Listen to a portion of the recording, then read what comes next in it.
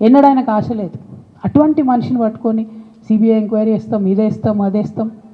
ఎవరు కారణం దీనికి అంతటికి? ఈ చేతగాని కాంగ్రెస్ ప్రభుత్వం మీ ఏసీబీ వాళ్ళు పోయి కాళేశ్వరంలో పనిచేసిన 3 ఇంజనీర్లను పట్టుకుంటే ఒక్కొక్క ఇంజనీర్ దగ్గర 100 కోట్ల ఆస్తులు వెళ్తే మీకు ఎందుకు ఎంక్వైరీ చేసే దమ్ము లేదు? వాళ్ళు వెనకాల ఎవరు ఉన్నారో ఎందుకు ఎంక్వైరీ చేస్తలేరు? ఖచ్చితంగా నేను ఇవాళ చెప్తా ఉన్నా, హరీష్ రావు గారు వెనక, సంతోష్ రావు గారు వెనక రేవంత్ రెడ్డి గారు ఉన్నారు. వాళ్ళని ఖచ్చితంగా కాపాడతారు అన్ని విషయాలను. వాళ్ళని ఏమనరు, వాళ్ళ గురించి ఏం మాట్లాడరు. బాణం ఎంతసేపు కేసీఆర్ గారి మీద ఉంటుంది. కేసీఆర్ గారిని మాట్లాడాలి, కేసీఆర్ గారిని బదనాం చేయాలి. కానీ దగ్గరుండి ఈ అవినీతి అనకొండలు బీఆర్ఎస్ పార్టీని ఏదైతే డిస్టర్బ్ చేసిండ్రో వాళ్ళని మాత్రం ఏమనరు. ఈ ఇంటర్నల్ అండర్స్టాండింగ్ అనేది ఎక్స్పోజ్ కావాలి.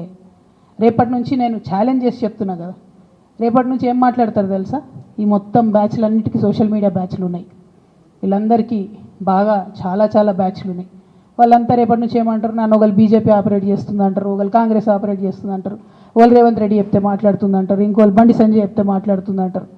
ఖబర్దార్ బిడ్డ, నేను ఎవరు చెప్తే ఆడేటటువంటి తోలుబొమ్మని కాదు. నాది నాది నాది నాది కేసీఆర్ బ్లడ్, నాకు తెలంగాణ బ్లడ్. ఇండిపెండెంట్గా నేను అనుకున్న విషయాన్ని చెప్తున్నాను. దానికి పొలిటికల్గా ఇబ్బంది అయినా, కష్టమైనా, నష్టమైనా నేనే భరిస్తా.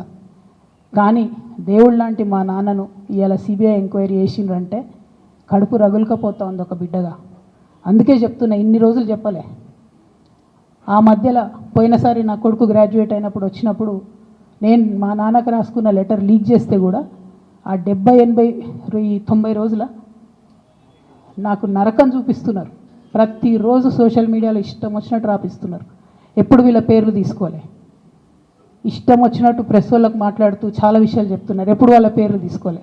ఇలా తీసుకుంటున్నా, ఎందుకంటే విషయం నాది కాదు. ఇది తెలంగాణ పరువు ప్రతిష్టకు సంబంధించిన విషయం. ఇలా దేశంలో ఏ మూలకు పోయినా, ఎక్కడికి పోయినా కేసీఆర్ అంటే ఒక మహానాయకుడు, త్యాగం చేసిన నాయకుడు అని చెప్పి మాట్లాడతారు.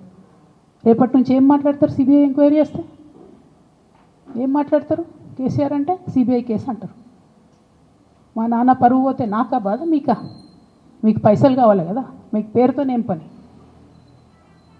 ఇంకా కూడా ఈ విషయాలు అర్థం చేసుకోకుండా, ఇంకా కూడా ఇటువంటి వ్యక్తుల్ని దూరం పెట్టుకోకుండా ఉంటే కేసీఆర్ గారి మీద సిబిఐ కేసు వేసేటటువంటి స్థాయికి వచ్చినాక ఏం పార్టీ ఉంటేంది పోతే?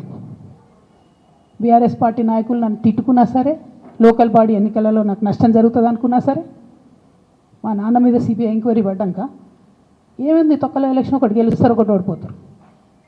అసలు ఓడిపోయే పరిస్థితి ఎట్లా వచ్చింది? ఇటువంటి దుర్మార్గుల వల్ల కాదా వచ్చింది? ఆలోచన చేసుకోవాలి కదా.